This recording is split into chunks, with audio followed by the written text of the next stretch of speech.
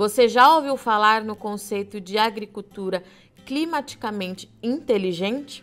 Ele foi criado pela Organização das Nações Unidas para a Alimentação e Agricultura em 2010. As práticas têm como objetivo aumentar a produção de forma sustentável e criar resiliência nas áreas de cultivo.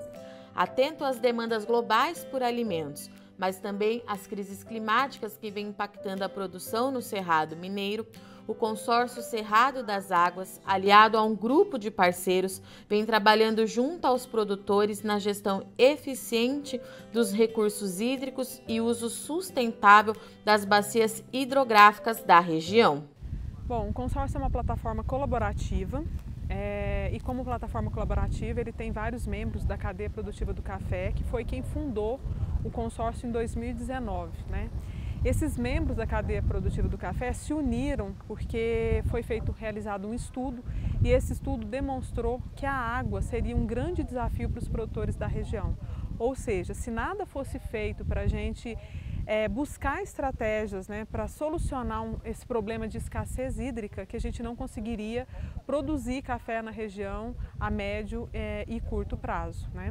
Então esses membros se uniram e a partir daí então surge o Consórcio Cerrado das Águas e com o Consórcio Cerrado das Águas surge o Programa de Investimento no Produtor Consciente, que é uma metodologia própria onde nós conseguimos avançar na região do Cerrado Mineiro, nas bacias hidrográficas que nós trabalhamos, né, implementando estratégias para melhorar a qualidade do solo, para melhorar a qualidade da água, né, e para trazer também mais qualidade para a vegetação nativa. Foi um processo inicial em 2019, na realidade o consórcio desde 2014 que ele existe.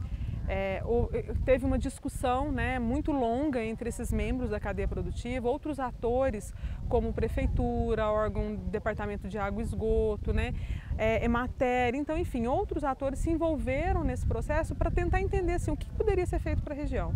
Em 2019, então, nós decidimos que seria o Programa de Investimento no Produtor Consciente, com a participação dos produtores, ficou batido o martelo, ficou entendido que era realmente aquele trabalho de investir no produtor, de ajudar o produtor, de apoiar o produtor.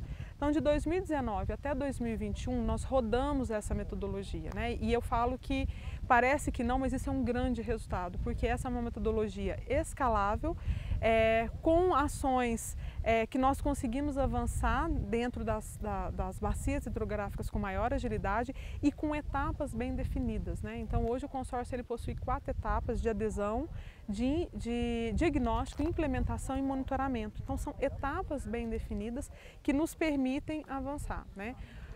Como resultado, hoje estamos atuando em 3 bacias hidrográficas, então Patrocínio foi o nosso projeto piloto, já atendemos quase 100% dos produtores naquela bacia. Avançamos para a Serra do Salitre, tivemos um crescimento de 53% do ano passado para esse ano, de 2021 para 2022 em Serra do Salitre, e já começamos a entender qual é o nosso cenário em Coromandel, né? Além disso, são quase 1.000 hectares aí, com estratégias de agricultura inteligente para o clima implementadas, e quando eu falo isso, eu estou falando de estratégias para as lavouras, né, para melhorar a qualidade do solo, assim como também estratégias na vegetação nativa, porque o consórcio ele atua não só no plantio de árvores, mas no desenvolvimento dessas estratégias, tanto para a área produtiva quanto para a área de vegetação nativa. Neste sentido, o Programa de Investimento no Produtor Consciente trabalha em conjunto com esses agricultores nas áreas da Bacias do Córrego Feio, em Patrocínio, Ribeirão Grande, na Serra do Salitre, e Rio Santo Inácio, em Coromandel. O Notícias Agrícolas visitou o Cerrado Mineiro para conhecer de perto algumas das ações que estão sendo tomadas em áreas de produção de café arábica. Nossa primeira parada foi na região de Serra do Salitre, onde visitamos a fazenda Nossa Senhora dos Remédios, atualmente em fase de transição para a implementação do sistema agroflorestal.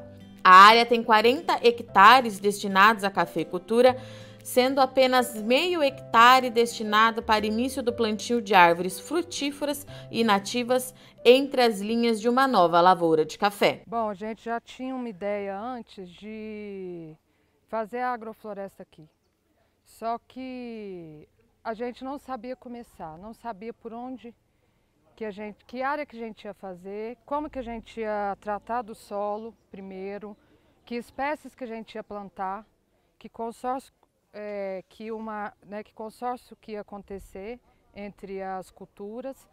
E no início eu até falava com meu pai, vamos fazer agrofloresta. Falava, seu pai não fazia antes toda uma mistura de culturas e tal. Ele falava assim, não vamos fazer, isso aqui não tem como, vamos deixar só a monocultura mesmo. E é uma preocupação que a gente tem com o tema ecológico, né? Quem tem terra, a gente pensa assim hoje, tem que ter uma parte, e uma parte grande, a gente pensa, de reflorestamento, de cuidado com as matas de reserva. Então, aos pouquinhos a gente foi conversando com ele e aí o projeto chega em 2022, né, o ano passado, e a gente expõe essa ideia. E eles toparam, né, porque já era uma prática que eles já estavam organizando, né, tinham um objetivo de fazer. E aí, quando chegou, pra você ter ideia, eu estava tirando a terra aqui do solo, cavando mesmo com a cavadeira e fazendo todas as práticas e tal, porque a gente morava em Belo Horizonte, não tinha contato com a terra. E foi incrível, assim, ver tudo crescendo agora, né? A gente fez a primeira roçada ontem, quando a gente plantou, dia 27 de janeiro desse ano. A gente fez a cobertura do solo, né, a primeira, e é muito importante, né, cobrir o solo, porque o solo descoberto parece que tem uma ferida, né, nele. No início foi difícil, né, porque você imagina, ele já vinha com práticas da monocultura, então é tudo muito extenso, tudo muito grande. E aí quando você faz um pedacinho, que é esse pedaço aqui de meio hectare, menos um pouco, eu acho que ele pensava assim, mas é tão pequenininha a área, né? E aí ele começou a entender a importância das árvores, as árvores do cerrado, continuar a mata de reserva que está aqui atrás. E aqui em outra parte tem 2,5 hectares. E ele que começou a falar, Natália, a gente vai fazer na outra parte depois. Então assim, ele começou a iniciativa, entendeu? Eu acho que é viável sim fazer.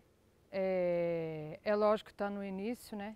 É uma transição, mas você imagina, vai ter várias culturas aqui, vai sair a banana, vai sair a laranja, o limão, o café. Então, e para fazer isso que a gente fez, gente, não foi muito caro. E com a ajuda do projeto também, entendeu? Então, porque é dividido.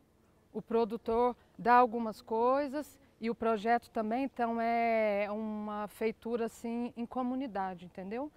Todo mundo trabalhando junto. Aí a prefeitura veio e contribuiu aqui com o terreno, as mudas, a gente comprou uma parte, o consórcio deu a outra parte, então é bem dividido e eu acho que tem como o Cerrado começar a fazer isso, porque em outras regiões já tem agrofloresta, já está uma coisa avançada. Acho que no Cerrado ainda precisa, sabe, ter essa força e engajamento, né? Então a gente tem um ano que as árvores vai estar fazendo esse serviço de ambientação, né, junto com as culturas de cobertura, e para depois já no ambiente melhor, né, que o café é uma cultura bastante exigente, a gente já ter, né, esse plantio da área com o café. Ambientação, né, seria a melhor palavra para resumir todos os benefícios, né, o melhor ambiente para essa planta. A nossa próxima parada foi na Fazenda Serrinha, ainda na região de Serra do Salitre. Nesta área, visitamos uma lavoura com plantio de mix de semente na entrelinha do café. A Fazenda Serrinha conta com 30 hectares, sendo 11 destinados para a cafeicultura de sequeiro. A prática tem como principal objetivo proteger o solo, promover uma melhor oxigenação da área, aumento da matéria orgânica do solo, aumento dos inimigos naturais, reduzir a erosão do solo, maior retenção da água e maior fixação de carbono. Então, na verdade, a gente sempre teve esse cuidado com o meio ambiente por causa do seu Zé. O seu Zé sempre teve esse cuidado com o meio ambiente. Então, assim, a gente teve uma parceria uma vez com a empresa de água, a Copasa aqui, eles fizeram, tinha uma época que teve um negócio de preservação de minas e nós temos 3 minas aqui na fazenda. Então nós fizemos essa parceria, nós plantamos mais de 1000 árvores em volta da mina para manter. Então a gente tinha um pequeno bosque ali. Mas com relação ao café a gente não fazia nada não, era bem no tradicional mesmo, no químico mesmo. A princípio o consórcio veio tirando limpando em volta do café, plantando árvores aonde não tinha. Então assim, eles olhavam onde que estava bem assim, as áreas brancas pelo drone, onde que precisava de árvores, onde precisava foram replantadas. Então nós plantamos bastante árvore, que foi mais de 1000 mudas que eles plantaram. E depois vieram com a ideia da entrelinha, que é esse mix que a gente planta para manter o solo. Primeiro a manutenção do solo, porque isso é muito importante, porque quando a chuva vem, ela lava tudo. Então, é basicamente isso, manutenção de solo. E como vai crescer aqui plantas que têm flores, então ele pode também ser hospedeiro dos predadores naturais. Então, isso pode ajudar a gente a cuidar da broca, do bicho mineiro, porque tem predador natural. Então, come lá o bichinho da broca, ele não vai para o café, ele vai ficar na florzinha. Se ele tem flor, ele não vai querer usar a flor do café. Podemos ver ainda que o mix nesta fazenda foi plantado em um momento diferente do que se é habituado, mas que também pode trazer benefícios e minimizar os impactos climáticos. Tem resultados também. Você tem que adaptar a isso, mas ela já, principalmente por ser sequeiro, ela vai dar uma boa condição agora. Tá? Normalmente as plantas de cobertura são feitas no verão, ou primavera, verão, logo nas chuvas após a florada. E normalmente essa época do ano, quando a gente entra para o outono, a maioria das fazendas começam a preparar o solo para a colheita. O que eles fazem? Vão tirando as plantas de cobertura e deixando o solo limpo. E aqui, e o que a gente defende, já é um manejo de você deixar esse solo com plantas de cobertura. E aqui foi feito um plantio faz 15 dias, então quando estão a maioria tirando as plantas, eles estão colocando a planta de cobertura. Vai deixar o solo coberto, vai diminuir a evapotranspiração, ou seja, vai perder menos água, deixar o solo mais úmido, e aqui é uma lavoura de sequeiro. Então ela vai manter uma condição de umidade melhor para a lavoura, até o momento da colheita. No verão você já tem algumas espécies e vai chegando para o inverno, por causa de temperatura, comprimento do dia, as plantas vão mudando. E também adaptar para cada região. Se você tem uma área que você consegue irrigar a sua planta de cobertura, você pode fazer uma estratégia. Numa área de sequeiro, você já pode escolher outras plantas. Então depende de onde você está, qual a época do ano, e aí você determina as plantas que você vai utilizar. E também o objetivo do produtor, o que você precisa para o seu solo. Por exemplo, se você tem um solo com muito potássio em profundidade, você quer trazer esse potássio disponível para as plantas, você pode usar mais milheto no seu mix de plantas de cobertura, porque ele cicla esse nutriente. Se você precisa de um aporte maior de nitrogênio, você pode usar mais leguminosas nesse teu mix de cobertura. Então você tem que entender o que meu solo está pedindo minha planta, e dependendo da época do ano, você vai modulando esse seu mix. Sim, principalmente na parte de fertilidade, você vai construindo esse solo. Não é no primeiro, no segundo, no terceiro ano que você vai ter a redução de custo. Nós levamos 5 anos para isso, mas ela interfere, porque você vai construindo essa fertilidade do solo até interferir. Temos tido resultados muito bons na bebida do café. Não tem um trabalho científico para provar, mas a cada ano a bebida está melhor e a gente acredita muito que é por causa do manejo como um todo, né? Afinal, nós somos o que comemos. Tem resultados que a gente já vê desde o início, mas é um processo longo e contínuo e que você vai transformando a propriedade e fica para a vida toda, né? Então, isso é bem importante. Nossa última parada foi na fazenda Silva Amélia. Na área, o produtor Eduardo Lana, além de fazer o plantio de árvores nativas, o plantio de mix de semente nas entrelinhas, é também responsável pela nascente, que corresponde por pelo menos 50% de abastecimento da área urbana na região. Bem, essa propriedade aqui foi adquirida há quase 40 anos e a gente sempre preocupou com o mínimo possível, que o que eu falo de mínimo são reservas legais, áreas de preservação permanente. Aqui onde eu estou nesse momento falando, a gente tinha uma área de 10 hectares de café e a gente viu que a cidade foi crescendo para o entorno da fazenda. Então a gente hoje tem aqui 3,5 hectares de café só, foram plantados bosques no entorno desses cafezais e com isso ele acabou virando o que eu falo, que é uma ilha, ele ficou fechado. E essa preocupação de fechar esse café isolar com a população da cidade, não ter nenhum tipo de resíduo de deriva de defensivos e principalmente em aumentar a área vegetal no entorno das nascentes, porque aqui hoje praticamente de 55% a 65% das águas que são coletadas pela companhia Copasa, que são distribuídas à população da cidade, nascem aqui dentro da propriedade. O campo aliado da água, né? Hoje a gente viu aqui um produtor que é responsável praticamente pelo abastecimento de uma cidade inteira.